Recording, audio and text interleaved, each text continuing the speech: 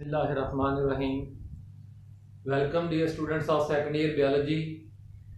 Dear students, now we are going to start our lecture 14 and our topics of discussion are renal failure, types of dialysis and kidney transplant.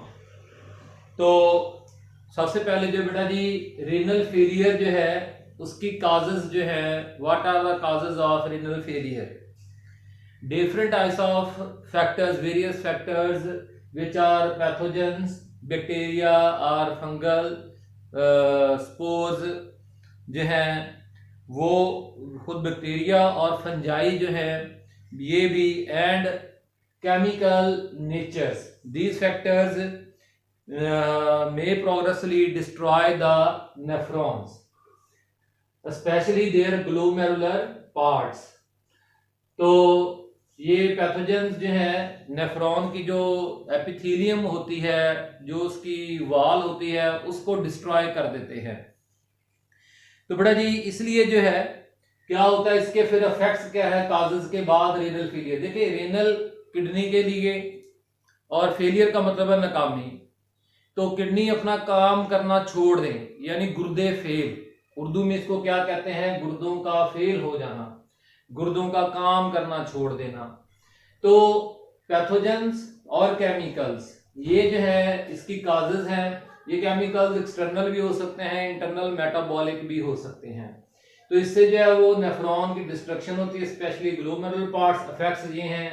और जब nephron अपना काम करना छोड़ देंगे तो क्या होगा, increase in urea and other nitrogen waste in blood plasma. और जब ये हमने पीछे भी पढ़ा रखा है कि जब नाइट्रोजन बेस्ड ब्लड प्लाज्मा इकट्ठे होते हैं तो कन्वल्जन्स, इस्तराब, टेंशन, बेचैनी बढ़ती है. कोमा मरीज कोमा में जा सकता है और उसकी मौत भी हो सकती है. तो लेकिन उससे पहले जो अर्ली सिम्टम्स हैं वो ब्लड प्रेशर उसका डिस्टर्ब रहेगा, अनीमिया, ब्लड डेफिशिएंसी. देखिए अनीमिया की बहुत सारी डिजीजेस हैं, बहुत सारी टाइप्स है एनीमिया की. तो ब्लड डेफिशिएंसी. क्योर्स, ट्रीटमेंट क्या है रीनल फेलियर के? रीनल फेलियर के बेटा जी दो क्योर्स हैं, दो ट्रीटमेंट हैं. एक डायलिसिस जो कि टेम्पोरेरी है, और दूसरा जो है वो किडनी ट्रांसप्लांट है जो कि परमानेंट है. तो पहले डायलिसिस के ऊपर बात करते हैं. लॉन्ग क्वेश्चन में डायलिसिस ही पूरे का पूरा जो है वो आता है. तो बेटा जी एक छोटा सा इंट्रोडक्शन है पहले डायलिसिस का, कि डायलिसिस के मतलब जो है कि इन क्रोनिक नीड, देखें कि in chronic renal failure, chronic मैंने आपको पहले भी फर्स्ट ईयर में भी सिखाया हुआ है कि जब किसी डिजीज की सिम्टम्स जो हैं वो लॉन्ग टाइम के लिए सीवियर रहें, लंबे अरसे के लिए सीवियर रहें, तो उसे हम क्या कहते हैं, क्रोनिक कहते हैं. और अगर जो वो किसी डिजीज की सिम्टम्स जो है वो शॉर्ट टाइम के लिए सीवियर हो जाए तो उसे एक्यूट कहते हैं. तो अब इसी तरह से जो है अगर रेनल फेलियर, गुर्दों की अबनॉर्मेलिटी इन फंक्शन जो है वो लॉन्ग ड्यूरेशन के लिए रन करती है, तो फिर इसका मतलब ये है कि वो किडनी जो है वो मुस्तकिल तौर पर जो वो अपना काम छोड़े बैठे हैं. देखें याद रखें कि हमारे पास 2 किडनीज होते हैं और हर किडनी के अंदर जो है वो मिलियंस नेफ्रॉन्स पाए जाते हैं. तो इसलिए अगर कोई जो है वो मिलियंस में से थाउजेंड्स नेफ्रॉन्स डैमेज भी हो जाते हैं तो तब भी कोई प्रॉब्लम नहीं. हमारा एक गुर्दा अगर काम करना बिल्कुल छोड़ भी देना तो दूसरा गुर्दा, दूसरा किडनी इतना एफिशिएंट है काम करने में कि तभी इंसान जो है वो नॉर्मल फील करता है. बस स्ट्रेस से उसको अपने बॉडी को बचाना होता है. ठीक हो गया ना जी. तो इसलिए ये अल्लाह ताला की बड़ी नेमत है ये किडनीज जो है, क्योंकि ये हमारा क्लीयरिंग हाउस है. ये वेस्ट को बॉडी से फिल्टर करते हैं, ब्लड से फिल्टर करते हैं और बॉडी से बाहर निकालते हैं. तो ये दो मौजूद हैं. अगर एक काम नहीं भी करेगा तो दूसरा उसको तब भी बॉडी को नॉर्मल रखने में हेल्प करता है. बस बॉडी के ऊपर स्ट्रेस नहीं आना चाहिए, ना पैथोजेंस का, ना केमिकल्स का, ना ब्लड प्रेशर का, क्योंकि फिर उससे उसकी भी जो एफिशिएंसी मुतासर होगी. तो खैर जो है ये क्रोनिक रेनल फेलियर में जो है function of kidney is completely lost and is unable to remove nitrogen waste. तो फिर क्या होगा, नाइट्रोजन वेस्ट को किस तरह से ट्रीट किया जाए, किस तरह से सफाई किया जाए। तो टू रिमूव नाइट्रोजन वेस्ट, ठीक है ना जी, तो इसका बेसिक प्रोसीजर आपको बताया जा रहा है। To remove nitrogen waste particularly the urea blood of the patient is treated through dialysis. तो or by filtering it with in the abdomen. दो तरीके हैं, या तो बाहर जिस्म से निकाल लिया जाता है, आर्टिफिशियल किडनी में से गुजारा जाता है, या पेट के अंदर ही, वो दोनों मैं आपको आज पढ़ाऊंगा। तो the waste and excess water are removed during the treatment and is बिल्कुल उसी तरह से रिमूव कर दिया जाता है जैसा कि जो है वो हेल्थी किडनीज जो है वो रिमूव करते हैं डायलिसिस में। अब रही types of dialysis. There are two types of dialysis, hemodialysis and peritoneal dialysis. तो हेमोडायलिसिस जो है इसका सबसे पहले मीनिंग, हेमो जो है वो ब्लड से है और डायलिसिस का मतलब सफाई करना होता है, तो इसलिए क्लीनिंग ऑफ ब्लड। मीनिंग क्या बन गया, cleaning of blood. In this procedure blood is circulated through a machine.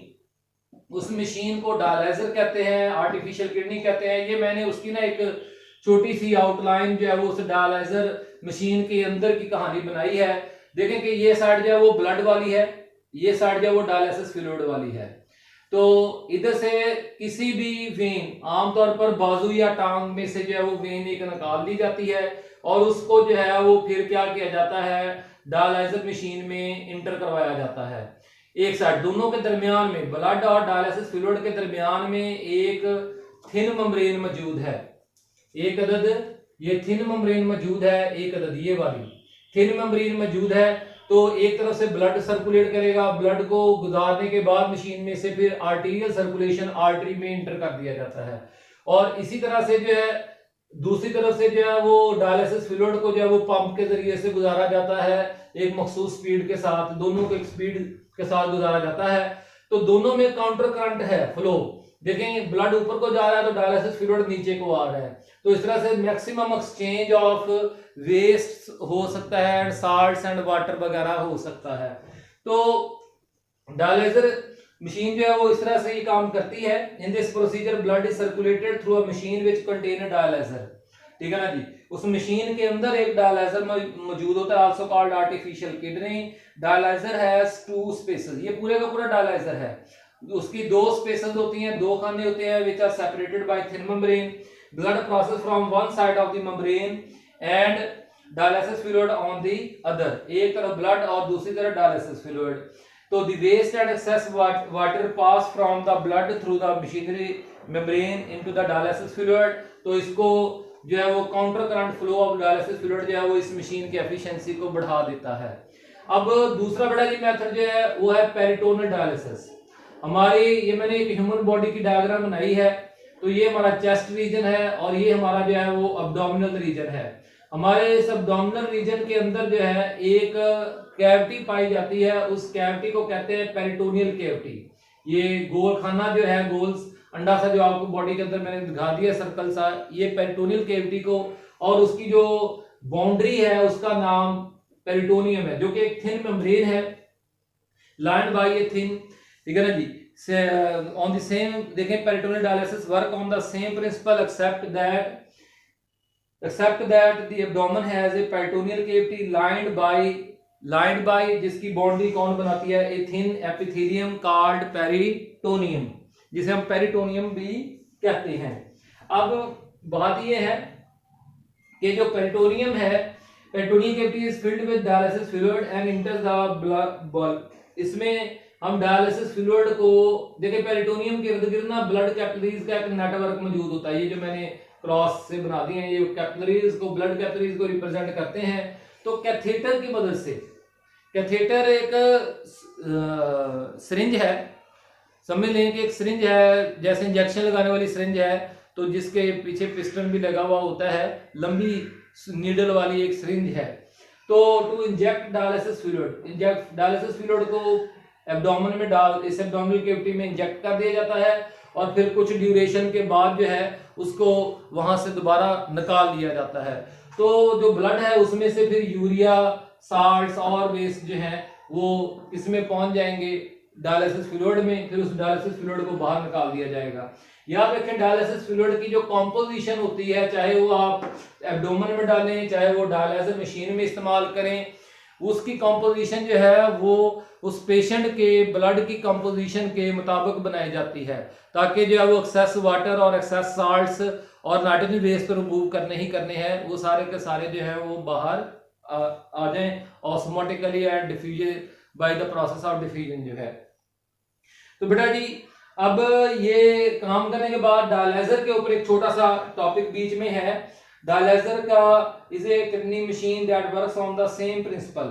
वह किस प्रिंसिपल के काम करती है? बिल्कुल उसी प्रिंसिपल के काम करती है एज किडनी, जैसे हमारे नॉर्मल किडनी करते हैं for removal of nitrogen waste and excess water from the body. It is used, इसको कब इस्तेमाल किया जाता है? डायलाइजर को किडनी फेलियर में इस्तेमाल किया जाता है, जब गुर्दे जब ब्लड फिल्ट्रेशन का काम और यूरिन प्रोसेसिंग का काम करना छोड़ दे तो फिर इसको इस्तेमाल कर लिया जाता है। After kidney failure dialysis is done again and again until a, बार बार किया जाता है हत्ता कि जो उस पेशेंट को रिकमेंड कर दिया जाता है कि जी अब आप जो है वो कोई डोनर मैचिंग किडनी जो है वो अपने लिए किसी से डोनेट करवाएं। तो बेटा जी किडनी ट्रांसप्लांट, जैसा कि हमें पता है कि ये डायलिसिस एक टेम्पोरेरी मेजर है, एक आर्जी किस्म का ट्रीटमेंट है ब्लड में से नाइट्रोजन वेस्ट को रिमूव करने का। तो लेकिन जब किसी ऐसा पेशेंट जो कि इंतहाई ज्यादा high degree of renal failure का शिकार हो जाए, जब उसके गुर्दे बिल्कुल ही यानी कि 10% भी काम करना छोड़ दे, दोनों किडनीज जो हैं, तो उस वक्त उस पेशेंट को के अंदर इस बीमारी का नाम, उसी रेनल फेलियर का नाम क्या रख दिया जाता है? यूरेमिया और end stage renal failure. Uremia और एंड स्टेज रेनल फेलियर। तो high degree of renal failure जब हो जाता है तो फिर जो है वो क्या किया जाता है कि dialysis can not be done.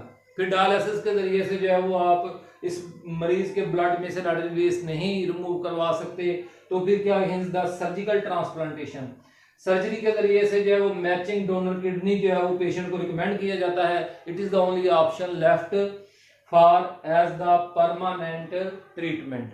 तो बेटा जी अल्लाह ताला से दुआ है कि अल्लाह ताला हमारे गुर्दों को सेहतमंद रखे, किसी भी बीमारी से बचाए, आमीन। तो कोई भी सवाल हो जरूर पूछें। शुक्रिया।